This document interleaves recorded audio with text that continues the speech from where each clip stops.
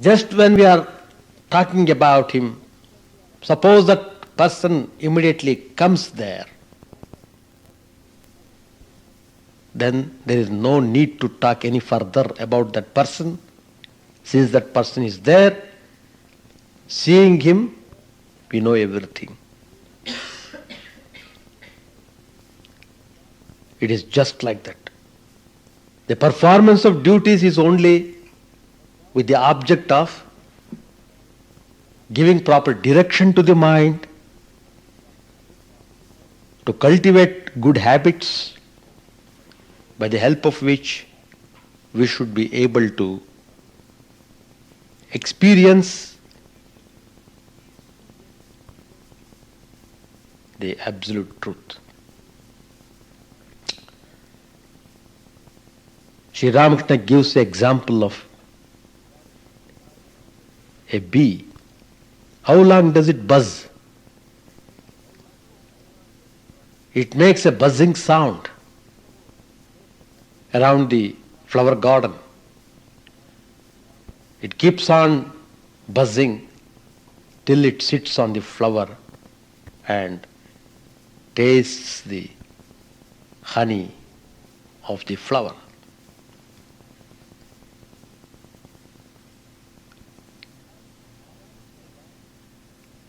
Sri Ramakrishna warns that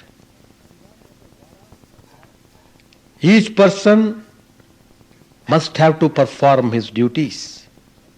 In the same way, there are duties to be performed by the devotees. Simply calling yourself devotee and not doing the necessary duties will not help at all.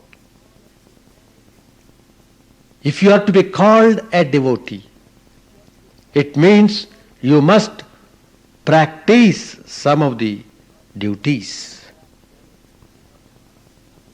Then only you are to be called a devotee. Then you have got chance to rise from the devotee level to the divine level. What are the duties of the devotee? A spiritual aspirant. Suppose a person wants to dedicate his life and join the ashram. Well, good. But next, what next? To that extent you are all right. You have renounced everything. You desired nothing. You wanted God. So you came to the ashram. But after coming to ashram, if you are not engaging yourself in proper practices, then it carries you nowhere. It is as if you are in the world, though you are in the ashram. Everything becomes meaningful only if you carry on the duties that are to be performed, being a devotee, being a spiritual aspirant. What are those duties? Worship, repetition of the divine name,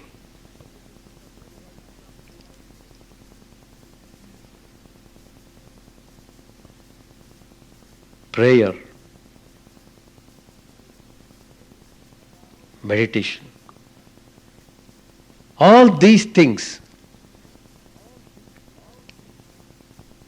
are to be done without giving any reason. These things are to be followed every day with most attention and intensity.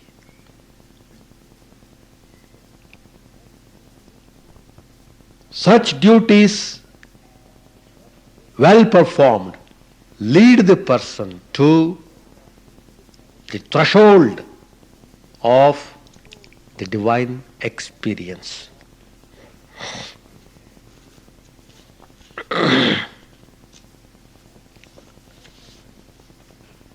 There are some people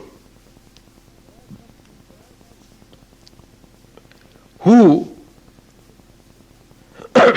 even after realization of God, keep on reasoning. Such persons are compared to bees which also buzz a little while sipping honey from a flower.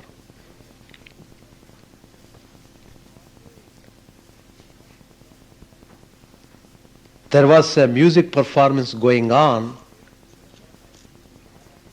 A person who was proficient in music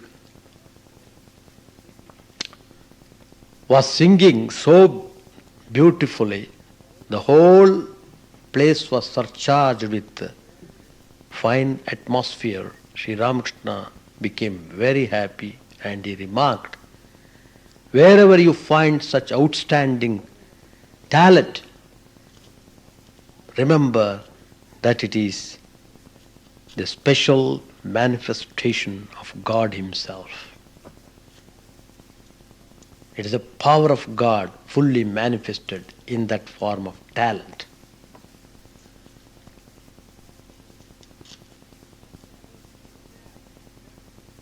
Somebody asked him, what is the way to realize God? Sri Ramakrishna answers it in one word, bhakti.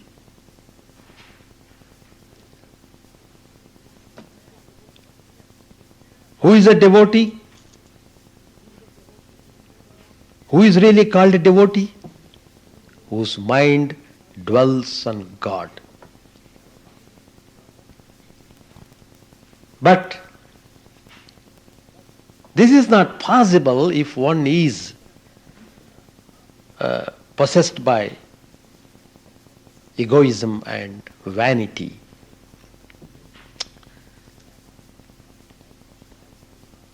The water of God's grace cannot collect on the high mound of egotism. It runs down. So, every day you must feel that idea inside. I am only an instrument of God. It is God who is working through me. It is God who works through me.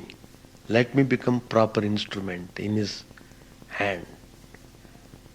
That attitude we should cherish in our life, which is the way to get rid of egotism and vanity.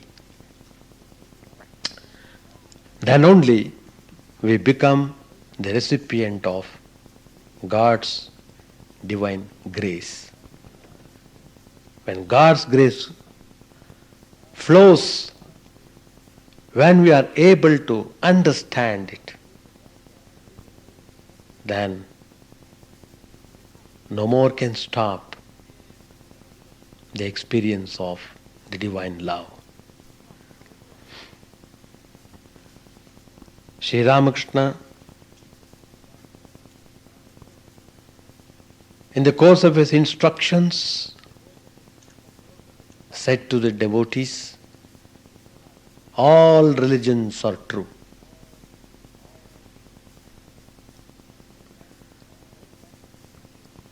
Don't talk about toleration. What is the meaning of toleration? All religions are true. Finished. And all religions take to the same Godhead. He may be called by different names by different religions, but He is the same God. Ekam sad vipra bahuda vadanti. famous Vedic quotation. God is one, called by different names. This truth is already revealed by the rishis of the ancient times. We have forgotten it. So every day we are quarreling.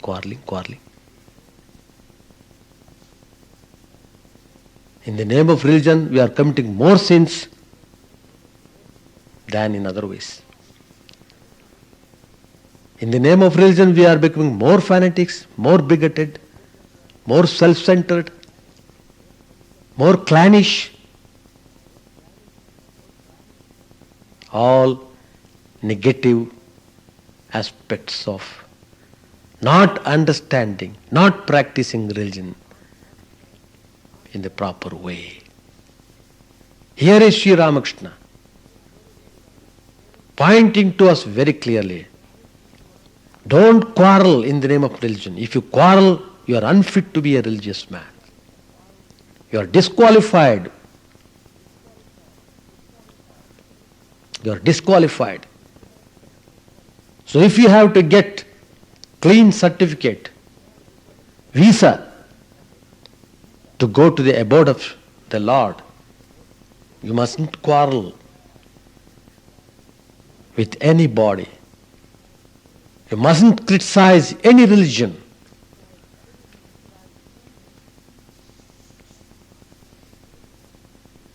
And Sri Ramakrishna gives the example of a roof.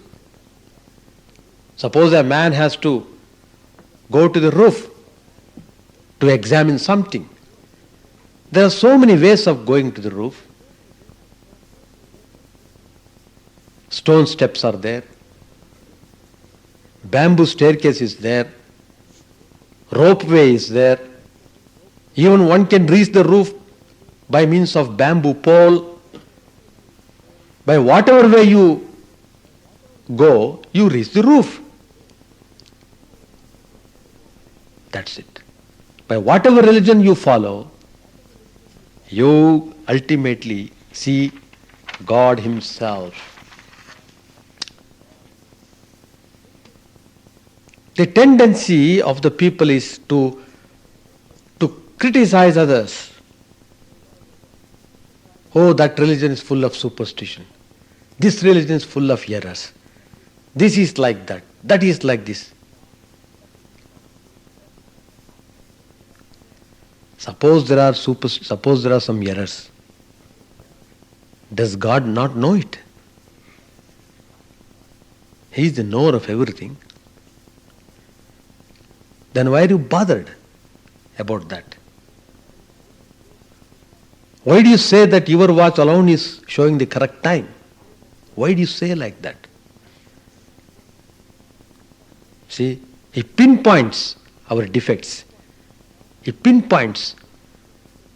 You get rid of these defects, you are wonderful. You are loved by everyone. You need not proclaim.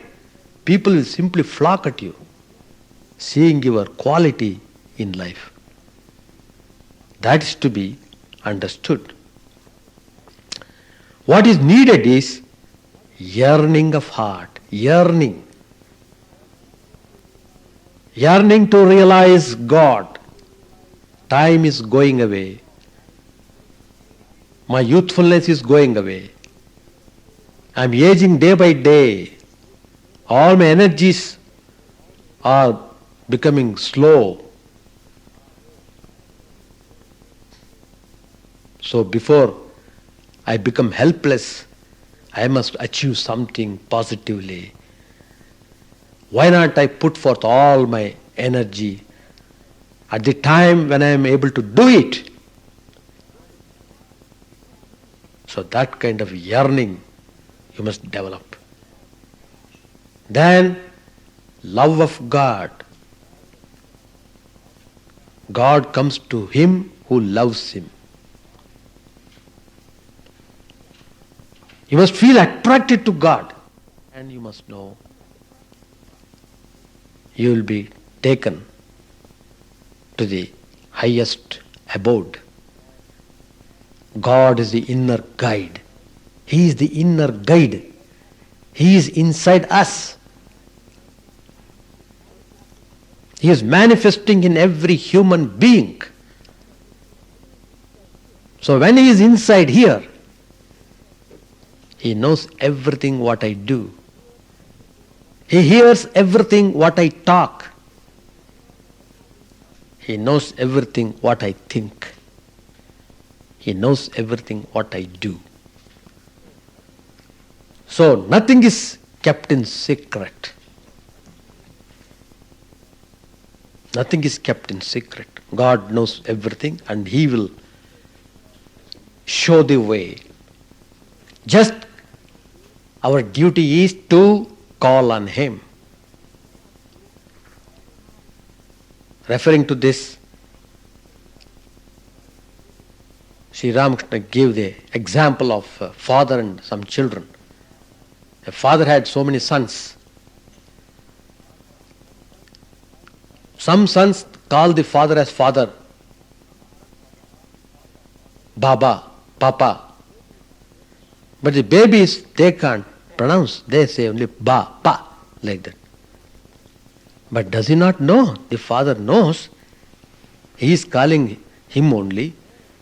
In fact, he is more loving towards the child who is calling him as Ba or Pa, rather than those who are calling him Baba, Papa, like that.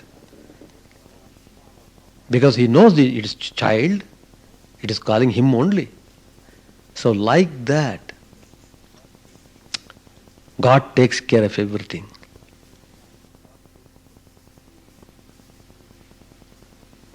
Pervading the whole universe as the supreme consciousness.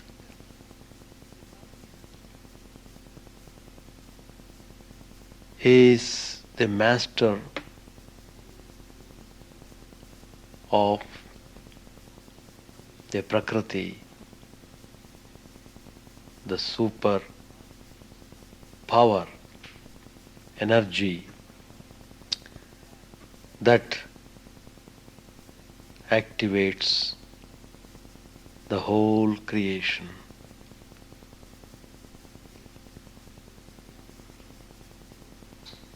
The same divine spirit is manifesting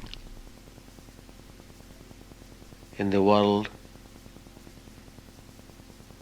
through this power, Shakti.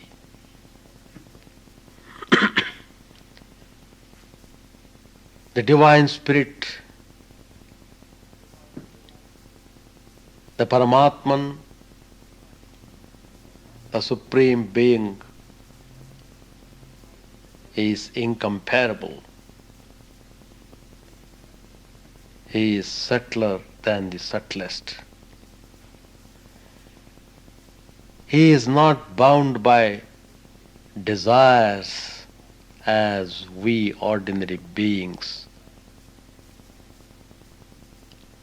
are tied down by numerous desires.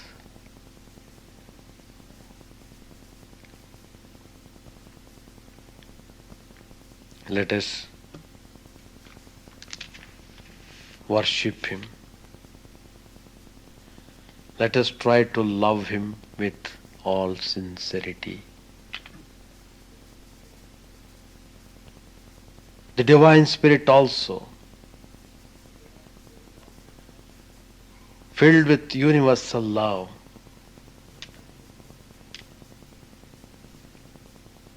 it cannot bear to see the misery of the beings. So again and again that supreme consciousness concretizes into a particular form to bestow knowledge, devotion, and peace on mankind.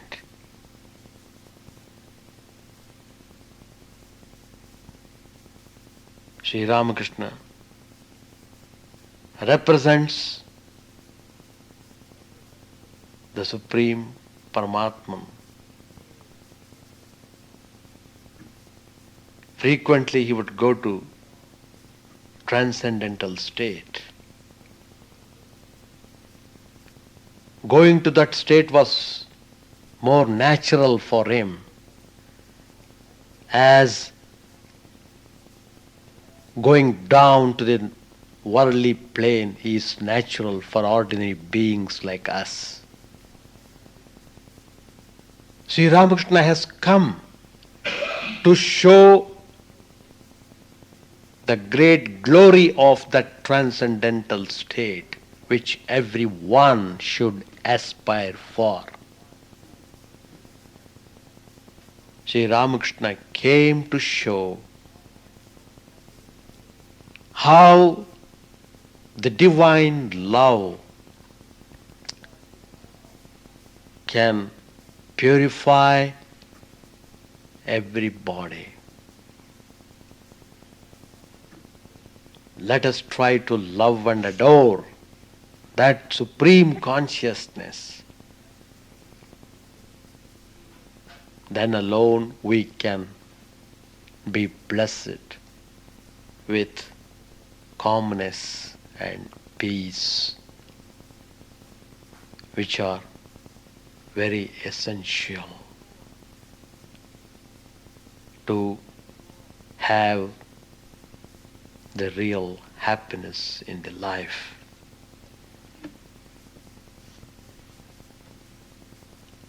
Let us pray to the Supreme Lord for peace in the whole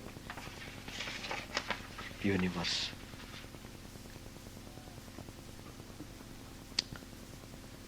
There is a lot of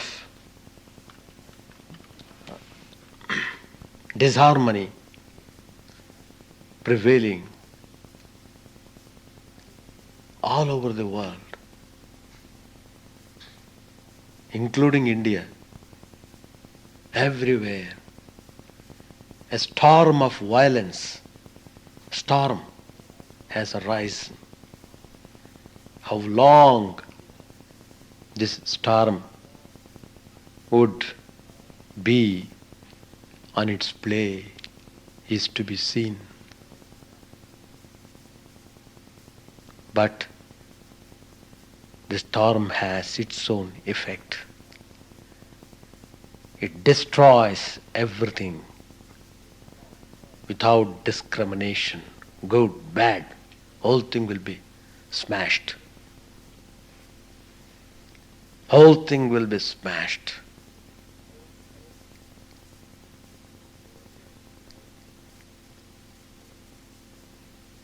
But these are the occasions to think deeply. What is wrong with us? With so fine intellect, with so fine body, with so fine faculties in the mind, what has happened to us? Why should we have to live in disharmony?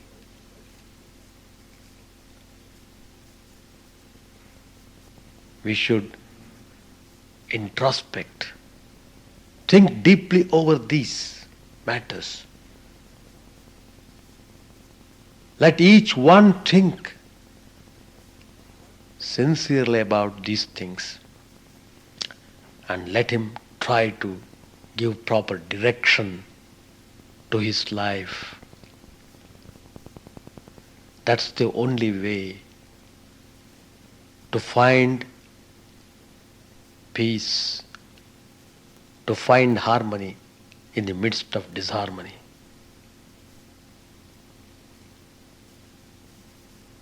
People should think and find out the root of this melody. Sri Ramakrishna, in his talks, has identified it. What's the cause of this terrible storm of disharmony and violence? The cause is nothing but selfishness. Power hungry, madness to enjoy all the power and arrogance to accept the spiritual precepts of the holy people of the land.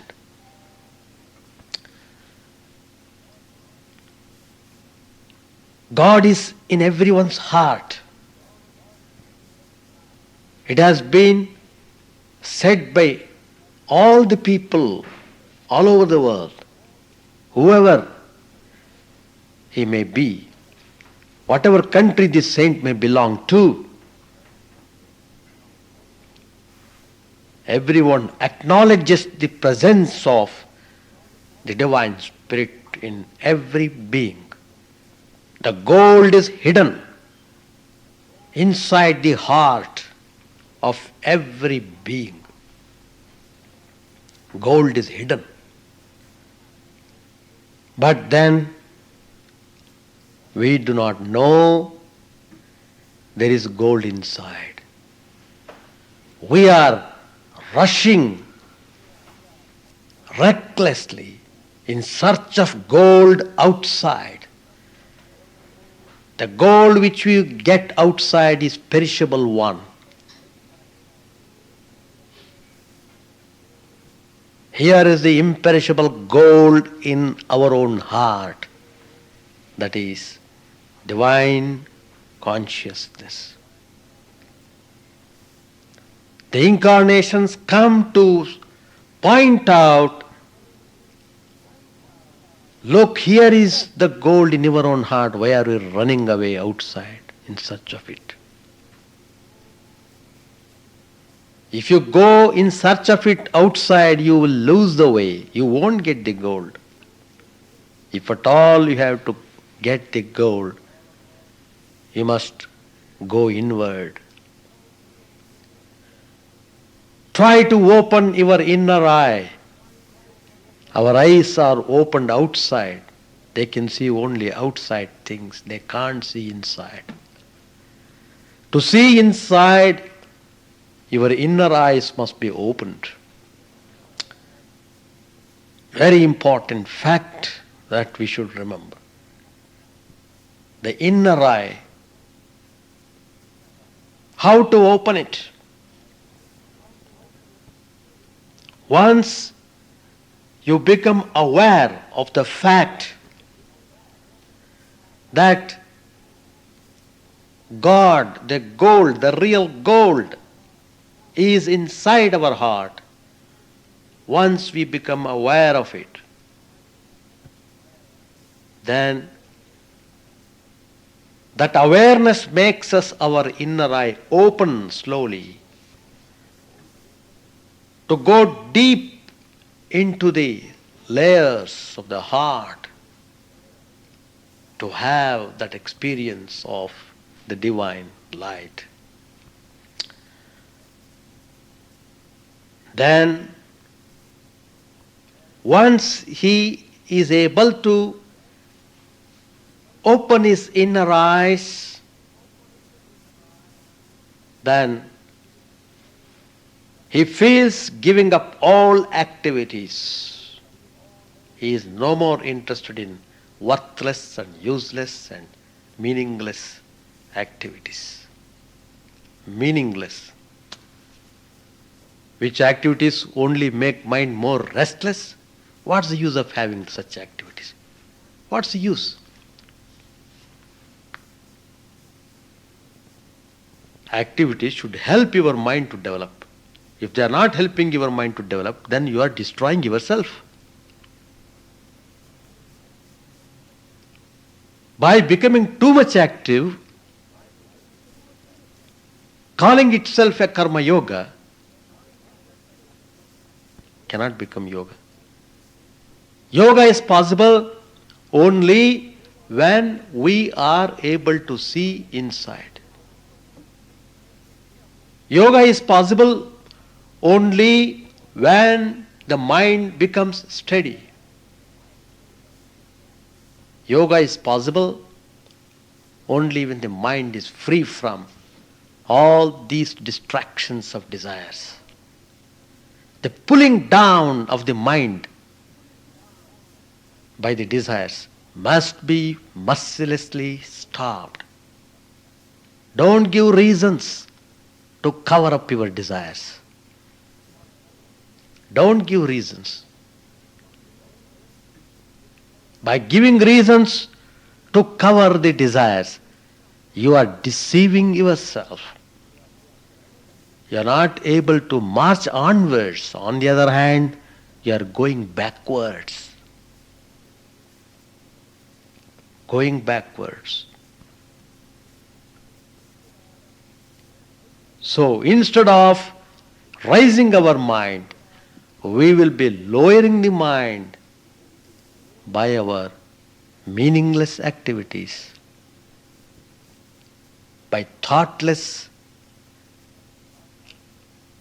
association with all sorts of people. So, Sri Ramakrishna tells, take all the steps necessary to open the divine inner eye. The inner eye each one has got, it cannot be opened. It cannot be opened without spiritual disciplines. Whether you are a householder, whether you are a monk, you may be anybody. That doesn't matter. Doesn't matter. Sri Ramakrishna tells emphatically how to open this inner mind. Follow some spiritual disciplines with all vigor. Then you will see how that inner eye opens.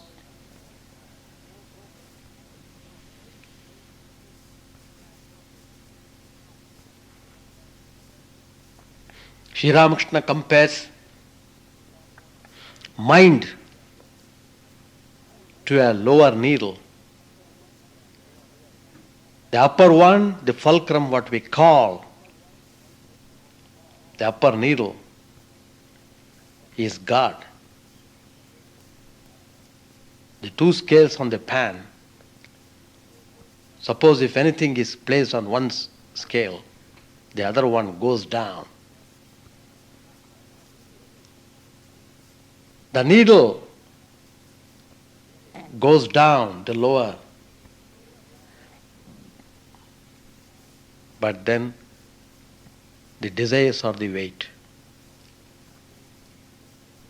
The desires pull down the mind, pull down. It closes your inner eye.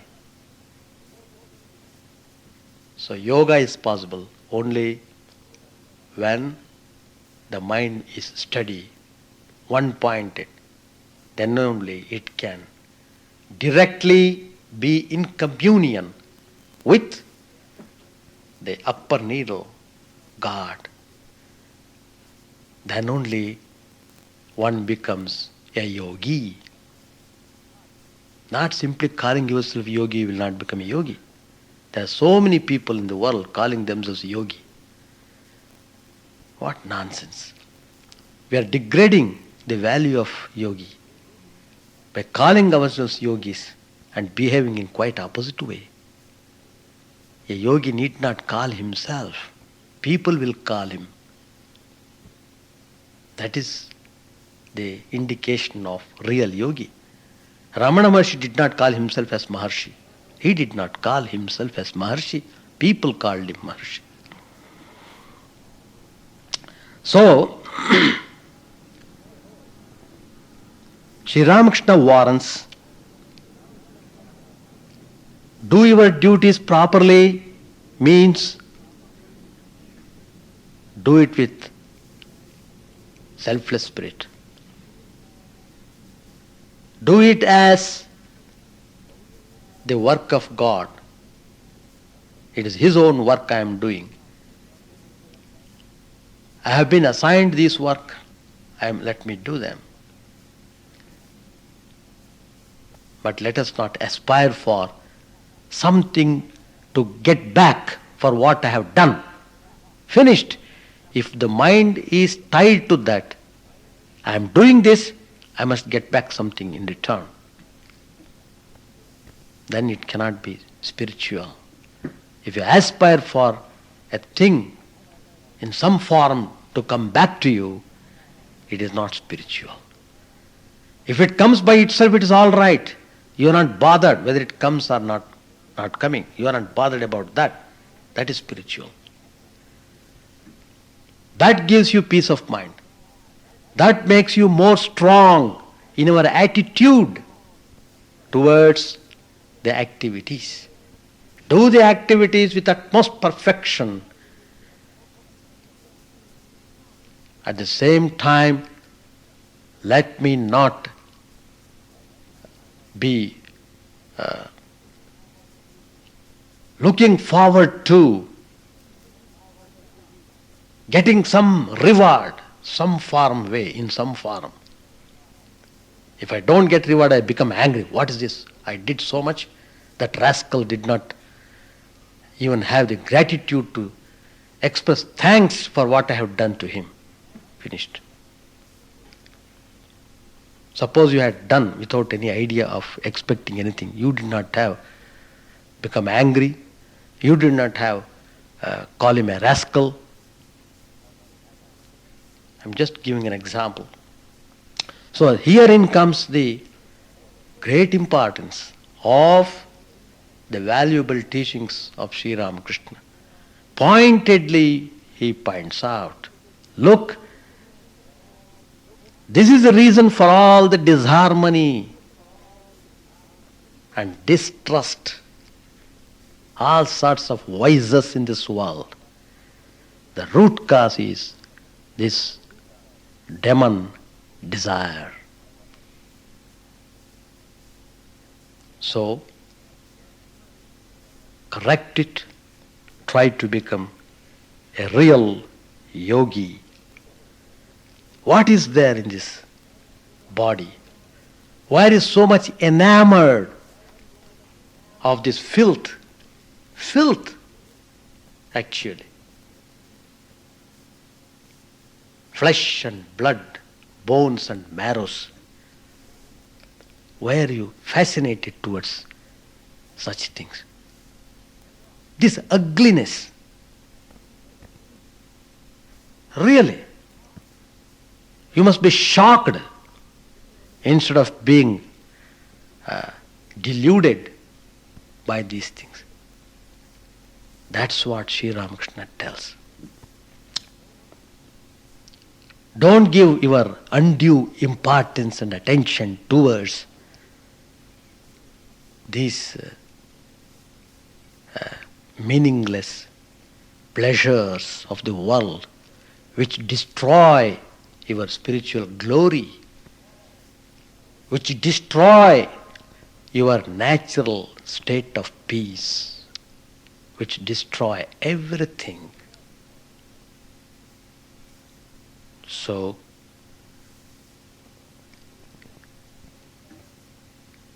outside, after some time, the storm may subside. But if you don't take care of yourself, the inner storm which has arisen in you will never stop, will never subside.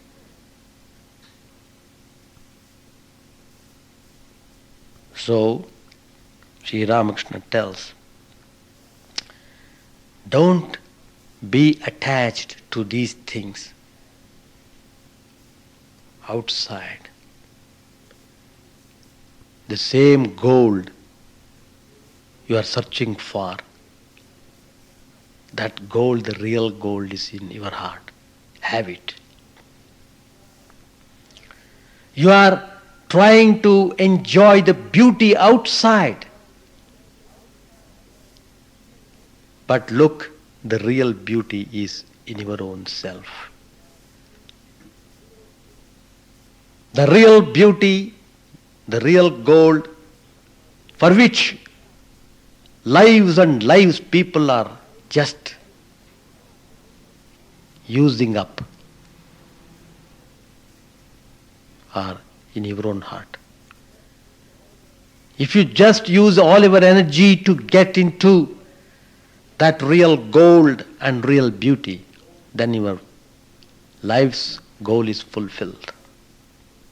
That's what Sri Ramakrishna tells in his instructions to Master Mahashaya. Let us offer our salutations to Sri Ramakrishna, the personification of purity, the Supreme Being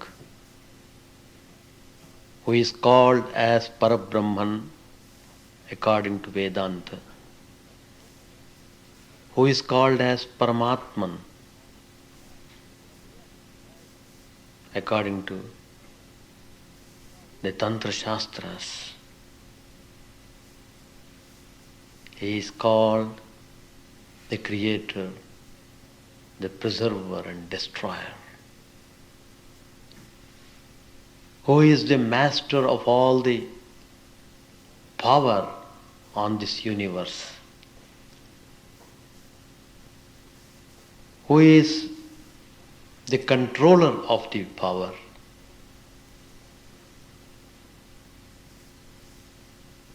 who is beyond the realm of nature. He is in and out of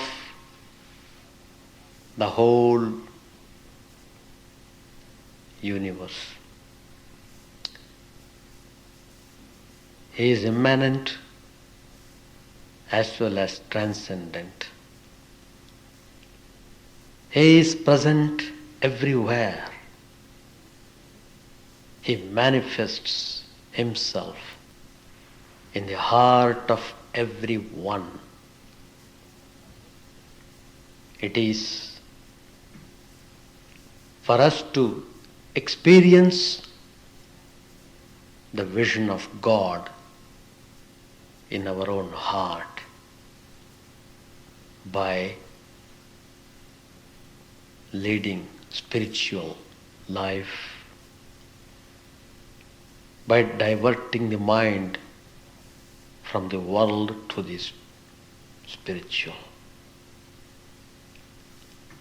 Sri Ramakrishna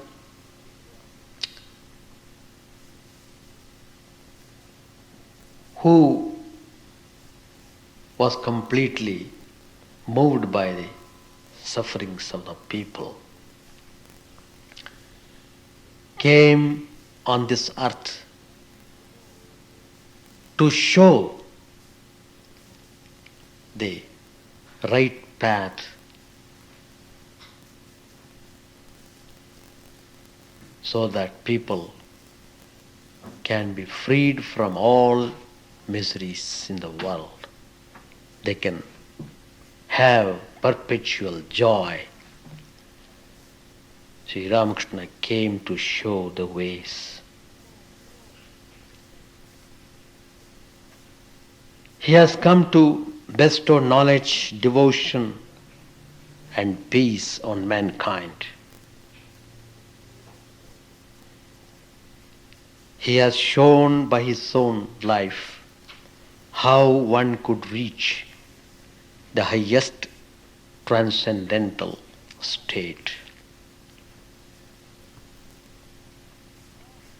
How this human body is a medium through which one can rise to that highest level of consciousness. He has come, lived the life of spirituality, lived in this world, but then reached the highest goal in human life, namely to have the experience of the realization of God. He became immortal. He showed to the people by his own life and teachings how that state could be reached.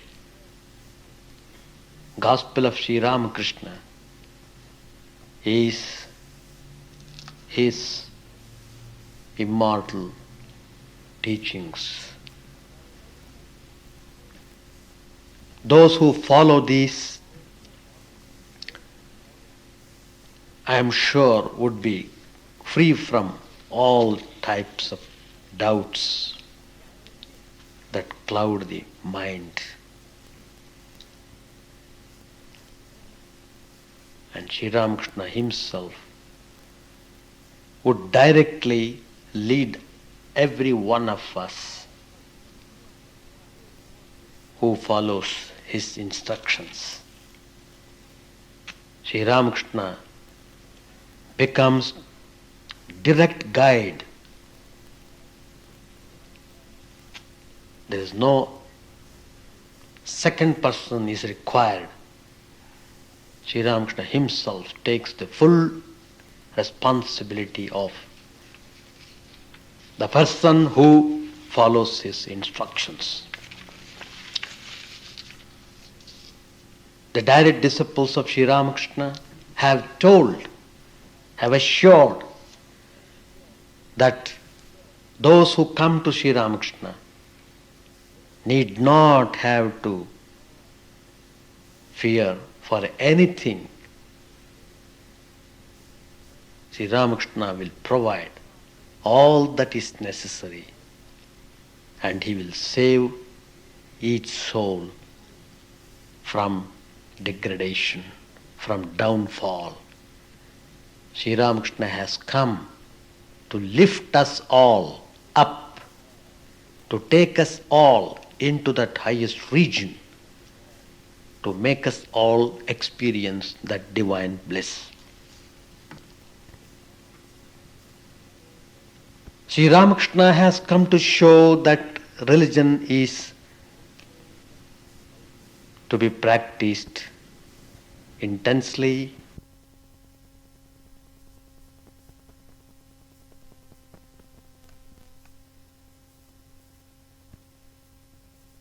are confused about taking up this spiritual path.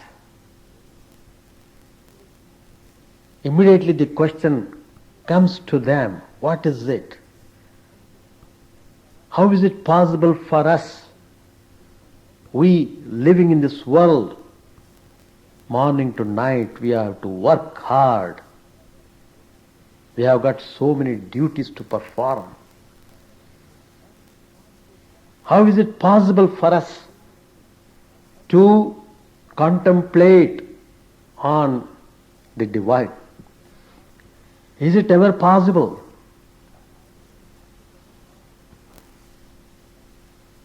Sri Ramakrishna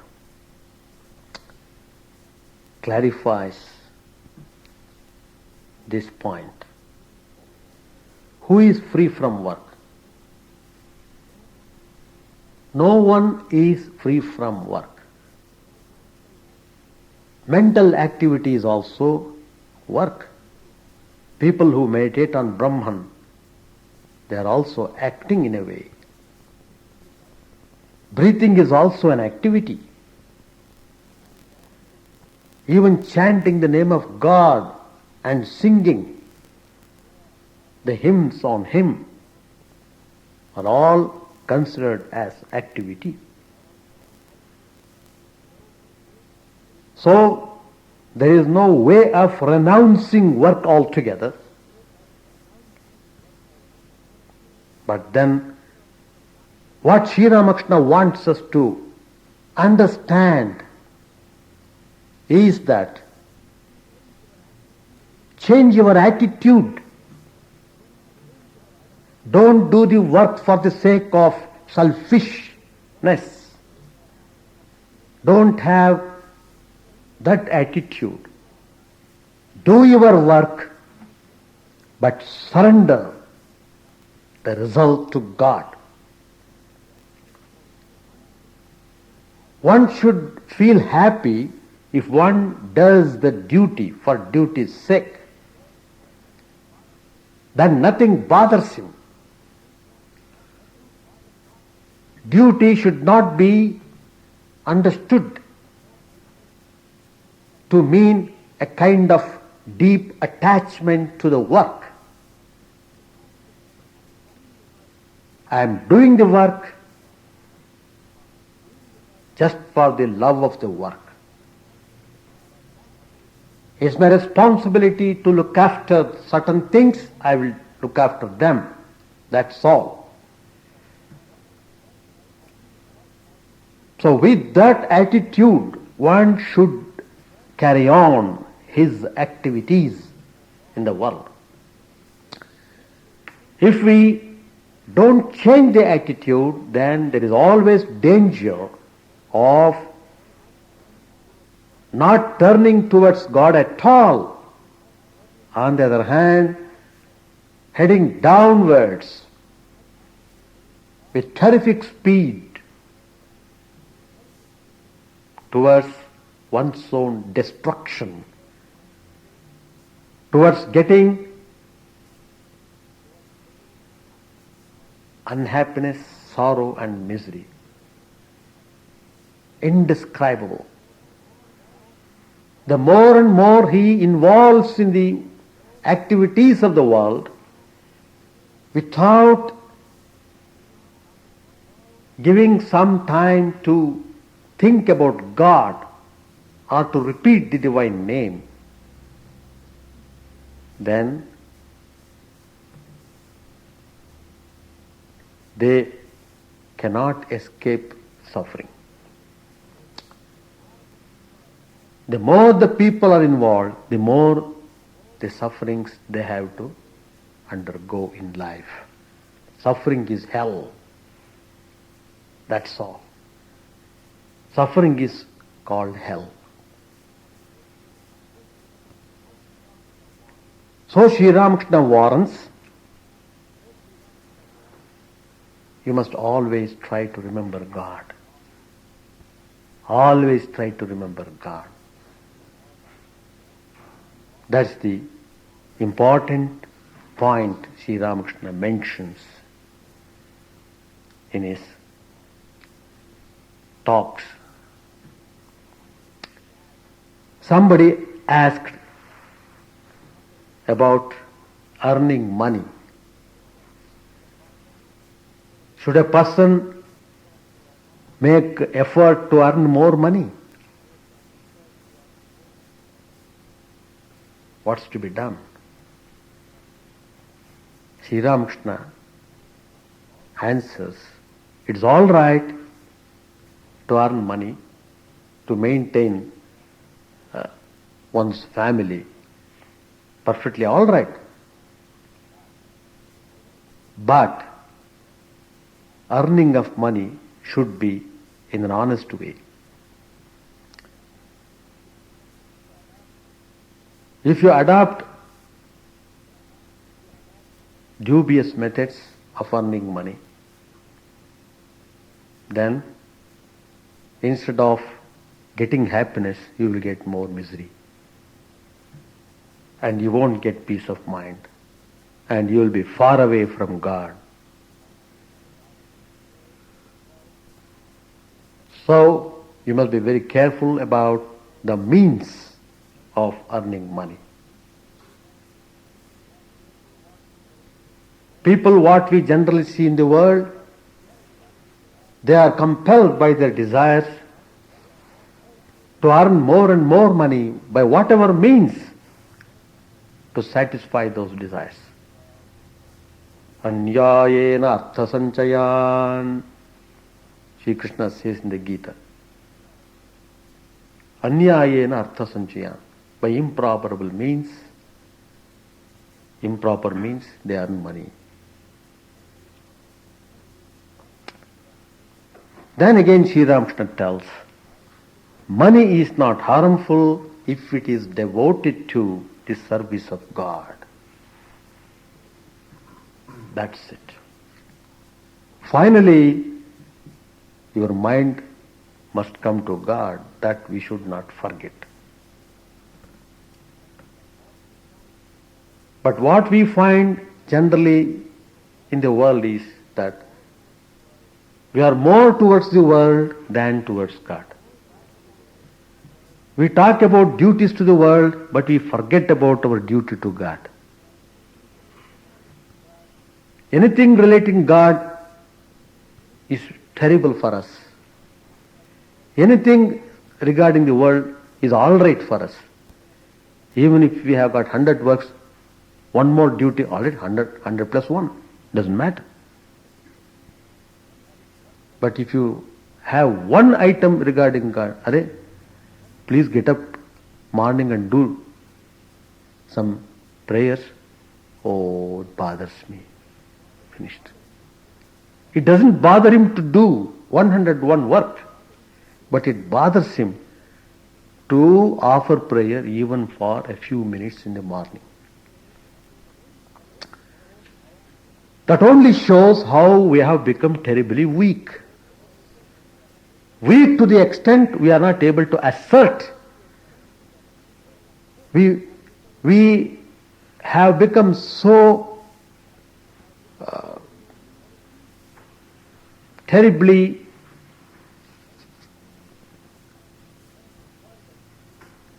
devoid of strength. We have become so much nervous, and sometimes we feel it is unbearable because the downward pull is so great. People do not understand it. That's why Sri Ramakrishna, at every point, he warns and corrects. It's all right. We do mistakes, perfectly all right. But don't repeat the mistake. That's the point we should remember. Committing the mistake is all right. Repeating the mistake is not all right. Once you know it's a mistake, don't repeat it. That is the way how to get training oneself. Sri Ramakrishna explains how many types of persons are there in the field. Those who are struggling to have the experience of God. While explaining, Sri Ramakrishna tells, there are 4 types of groups. One is called pravartak. That is, he has just set foot on the spiritual path. He has just started coming to the chapel. Hitherto he was contented with going to library or bookstore. One fine day he thought, why not I go to chapel? That's the beginning. Then one day he thinks, why not I go to evening service? I am going to some club. I am talking with this man, that man. Let me talk to God. So that is that kind of thinking which prompts you to take up the spiritual path. That person is considered as pravartak. Just he has started. The second one is sadhaka. He is little advanced than the pravartak. Sadhaka is one who willingly takes up spiritual disciplines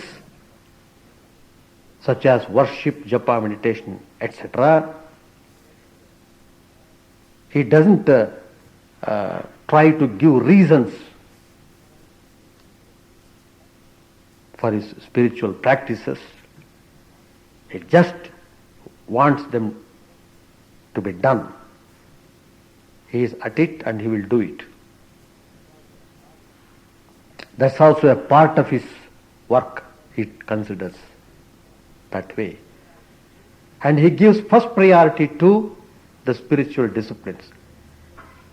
What is the meaning of first priority? As soon as you get up, what you do, that is the first priority.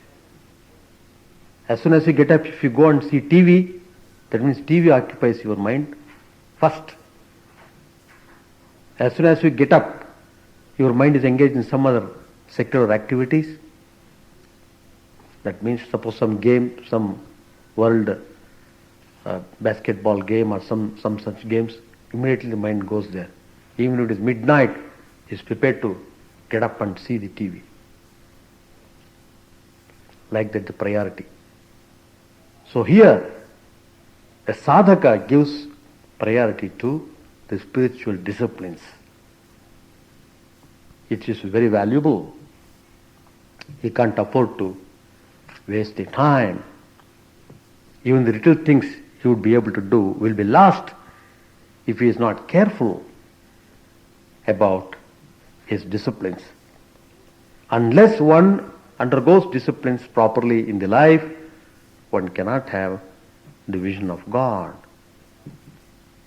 Simply we will be talking, we will be dreaming, that's all.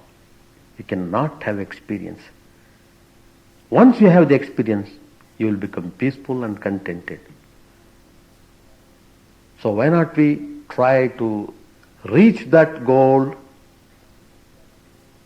trying all methods to the best of our capacity. The third one is Siddha. That is,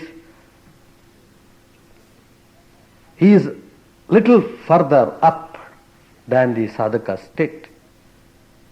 He not only practices disciplines, but he is deeply interested in the spiritual progress, and he keeps on meditating on the divine Supreme Being, and he has known from his inner experience that God exists.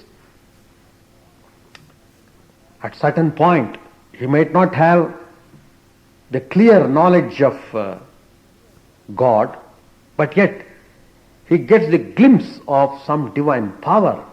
Yes, it is so amazing. There is some power. I am able to comprehend it, experience it in my life.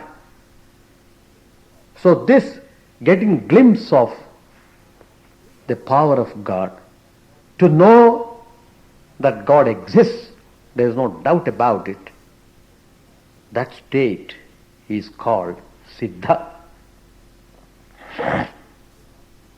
Sri Ramakrishna gives the example of the master of the house. He is sleeping on a cot. It is dark. Someone comes to the home in search of the master. He is sleeping. There is no light anywhere. So he goes on searching. He touches the window. Oh, not this. He touches some other objects. Say every time he touches and feels, oh, not this, this is not the one, this is not the one. Finally, he touches the body of the master. Immediately he recognizes, yeah, here it is. He is the master. So this is the process which is described in the Vedanta as neti neti, na iti, not this, not this. Finally, he arrives at the absolute truth. In other words, he is now conscious of the existence of the master. He has found him out, but he does not yet know him very closely. That is the state of Siddha. The last one, the last classification which Sri Ramakrishna makes, Siddha of Siddha. That is, the supremely perfect ones. The Siddha of Siddha, he knows God perfectly and very intimately. It is quite a different thing when one talks to the Master intimately, when one knows God very intimately through love and devotion. So like this, there are many categories of devotees trying to get the vision of God.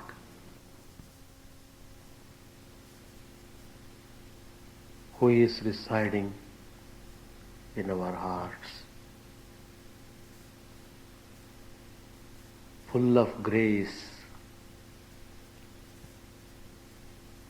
ready to extend all help for spiritual development necessary for the spiritual aspirant. Sri Ramakrishna, he is ready to bestow knowledge, love and devotion. He is completely moved by the miseries of the people. Out of infinite compassion, the Supreme Paramatma descended on this earth in the form of Sri Ramakrishna to uplift and redeem the whole humanity. Those who seek spirituality, those who want real spiritual life, those who want to realize God in this very life,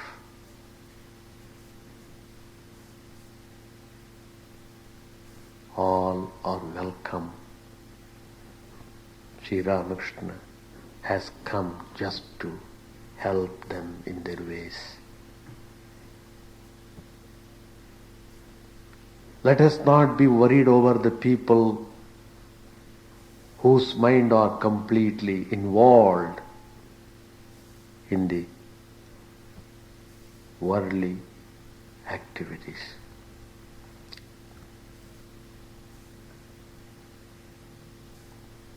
They will have to have lot of experiences before their mind could be turned towards God. It is not an easy task. It is extremely difficult to love God. It is extremely difficult to develop devotion to God.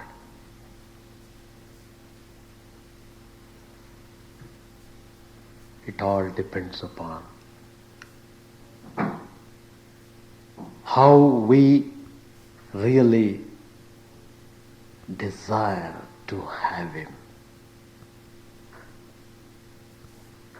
Do we really want Him? That's a big question. Many people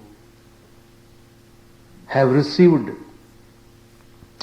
initiation, mantras from the gurus. How many of them do really do spiritual practices with all earnestness? How many do really practice meditation every day without giving any reason? I have heard many times those who want spirituality, those who have received divine name through the teachers, even amongst them, some of them have even forgotten the mantra given by the Guru. Carelessness. extreme carelessness.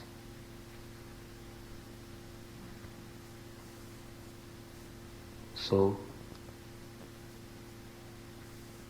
we must know spirituality is far, far away from such type of people. Let us not judge spirituality from that standard. The standard has been given by Sri Ramakrishna. Are you ready to take the instructions of Sri Ramakrishna? So clear, vivid, thrilling, and inspiring. No ambiguity, straightforward. Are we ready to receive? Then the gates are wide opened. Spirituality seems to be very difficult because we are extremely insincere. Spirituality starts on the rock foundation of sincerity. That's very important. Discipline. If you are prepared to undergo discipline, there is chance for you to realize the Supreme Lord in this very life. It is possible.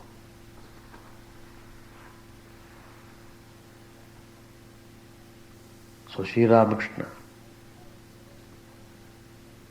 has given minute details of spiritual practices, how they should be done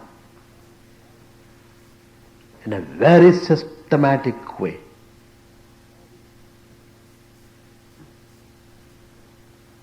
Let us not cheat ourselves by giving all sorts of nonsense reasons. Whatever may be the reasons, they are not too great when it comes to the point of practicing spirituality. We must have some kind of heroism, some kind of heroic attitude to fight the evil forces that confront our spiritual life. The more the obstructions come, the more the difficulties we face, we must become more and more strong. The strength is in us. Everything that is glory is in us. The Supreme Lord is veritably manifesting in our heart. Let us try to understand and do something positively. Let us have pragmatic approach. First of all, the fundamental thing in spirituality is that we should have unflinching faith that God exists really. God is present. If that is well established in our mind, 75% of our spirituality is done.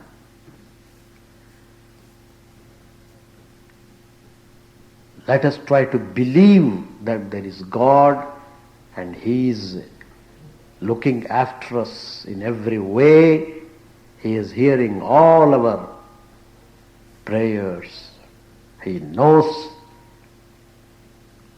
what ought to be done, etc.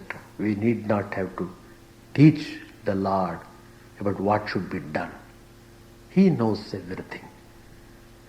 Let us try to be humble, develop all love and devotion to Him, then you will see the wonder of wonders work through. Sometimes difficulties come just to show the glory of God in the end. How God plays a very important role in the life of a devotee is simply remarkable. Please go through the lives of saints and sages. Every life is so inspiring. Sri Ramakrishna would suggest always, have some definiteness about what you do. First of all, we have understood that God is there. He is to be realized. These two are very important for your spirituality. If there is any doubt regarding one of these two, then no spirituality can be done. So these two are very important factors to be kept in the mind very clearly. Then Sri Ramakrishna's instructions work very well. He suggests to have definite attitude towards God in order to realize Him, in order to see Him face to face, as Sri Ramakrishna saw Divine Mother Kali face to face, as Sri Ramakrishna's mother Chandramani Devi could see gods and goddesses face to face, as Sri Ramakrishna's father Kshudiram Chattopadhyaya could see God face to face. So these are the shining examples to impress upon us that this is not a story, this is not a fiction, it is a reality which could be achieved by every one of us. It only shows that we will have to have definite attitude towards God, and we must practice spirituality every day. Even if you are sick, you must not stop doing spiritual sadhana.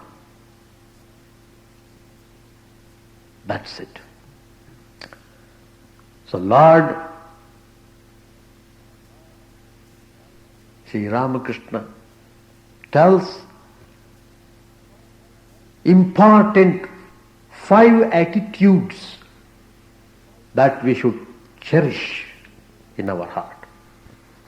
One is Shanta,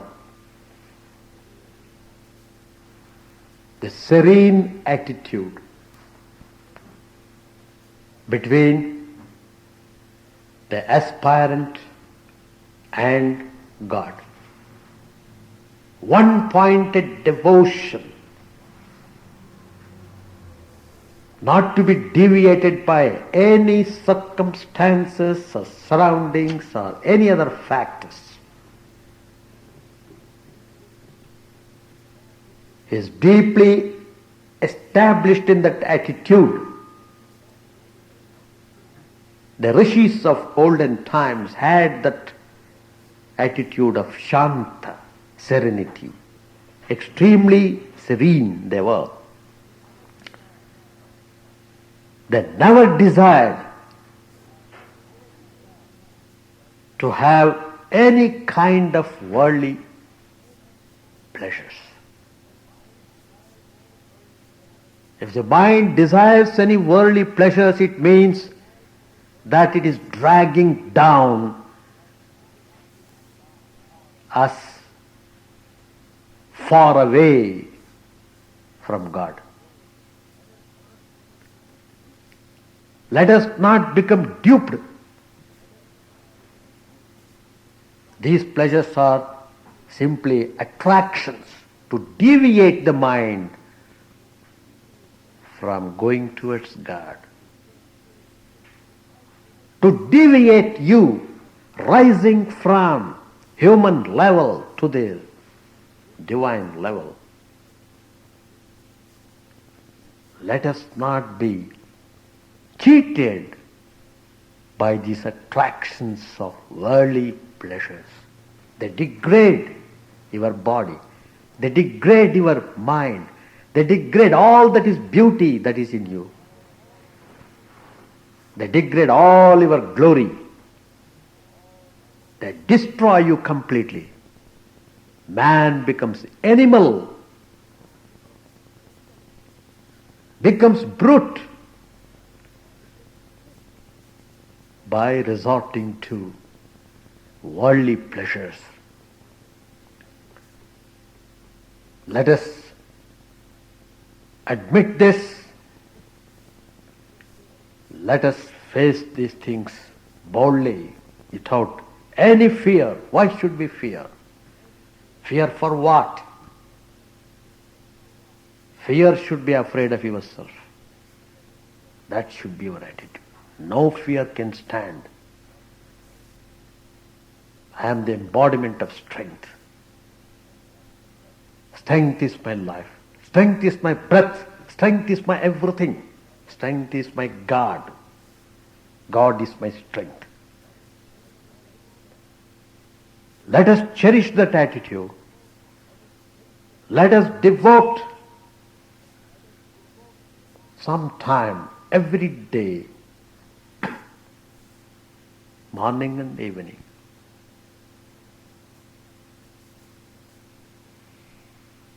for meditation on the Divine Lord. When we meditate on Him, let us be very conscious of what we are meditating upon.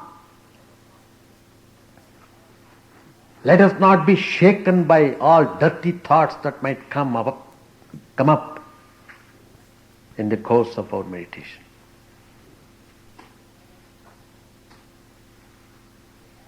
So, if you have that calmness, steadiness, then you will see the light of God. Then you will be endowed with the experience of bliss.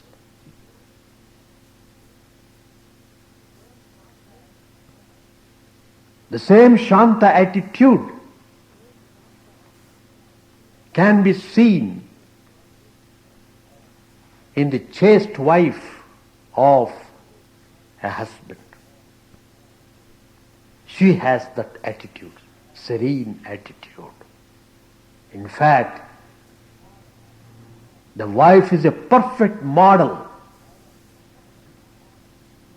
As Sri Ramakrishna says, she has all these attitudes, Shanta, Dasya, Sakhya, Vatsalya, Madhura.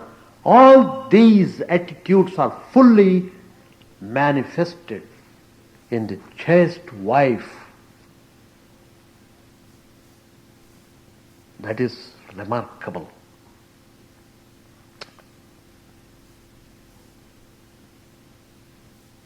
So,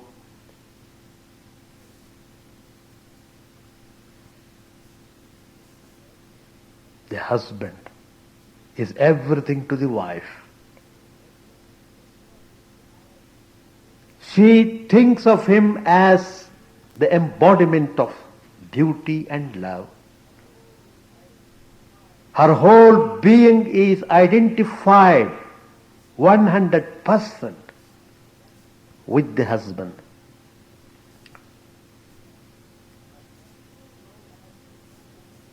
But that pure love has been degenerated nowadays. They think husband and wife means just to have a kind of sexual enjoyment. Is it just that? No.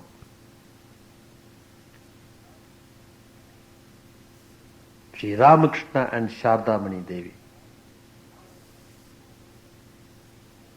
model husband and model wife. How they loved each other. How they were one. Holy Mother would say, there is no difference between myself and Sri Ramakrishna. Sri Ramakrishna would say, who is Holy Mother? Nothing but myself. So, two in one, one in two.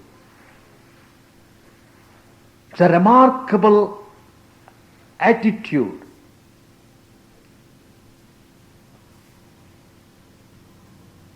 That we should try to understand properly.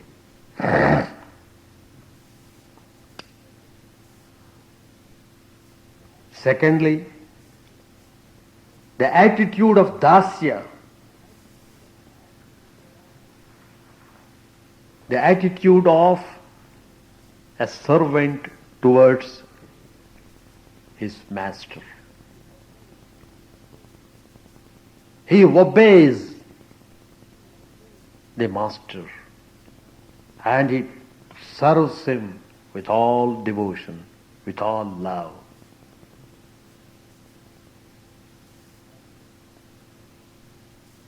We have the example of Hanuman, Anjaneya, Pavanaputra. His attitude towards Sri Ramchandra, where do you find like Hanuman in the whole world?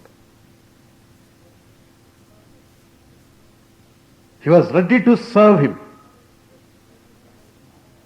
He felt the strength of a lion when he worked for Sri Ramchandra.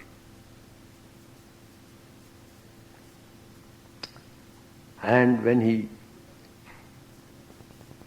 thought of Sri Rama, when he began to serve him, it was so enthralling. He was so inspired.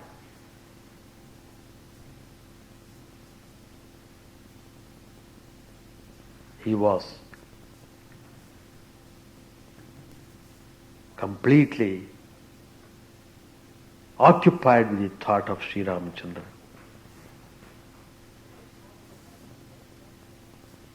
The wife also has this attitude towards her husband. She also serves her husband lovingly, affectionately. That's it. So to cultivate this real love and pure devotion, these are the ways of expressing that love and devotion. How you serve, how you act upon, how you talk, how you behave. In every action, it is tested. Yashoda and Krishna, what a fine example. How the mother serves the child.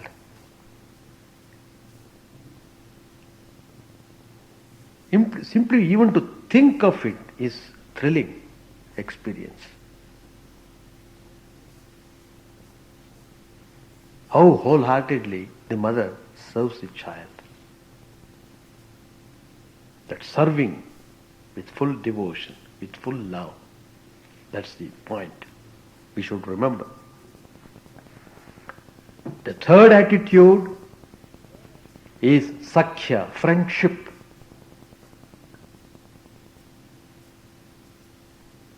It's remarkable. You can have this attitude towards God. If you consider God as your own friend, you will not have any fear.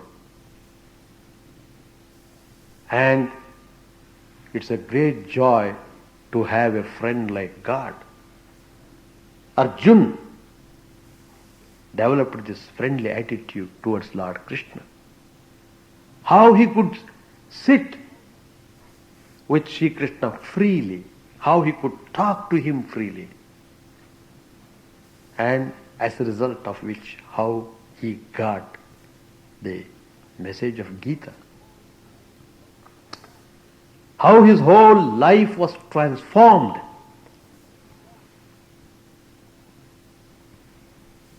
That's it. Then Vatsalya, how the mother loves the child.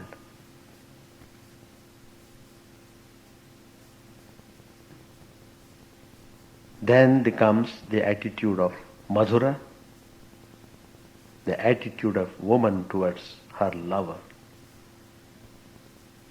Radha and Krishna, how the love reached the climax.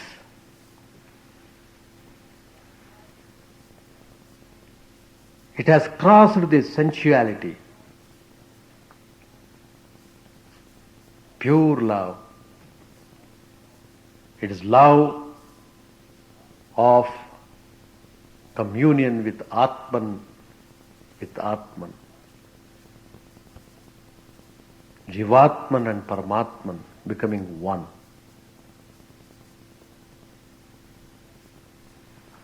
The wife also has this attitude towards her husband.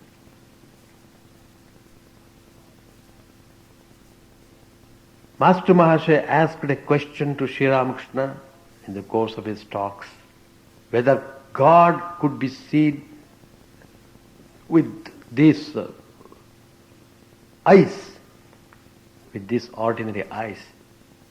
Can he be seen? Sri Ramakrishna tells, no. If you have to see God, destruction, just like ocean and the waves are rushing, dashing on the shore, full of turmoil. At the same time, it is deep and serene. In the same way, the whole creation, with all its multifarious activities, how people are being born, how they are crying, how they are shouting, how they are enjoying. The whole thing, whole drama.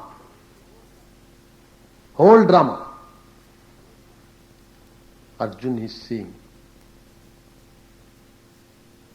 Sri Krishna gave him special eyes to have this vision.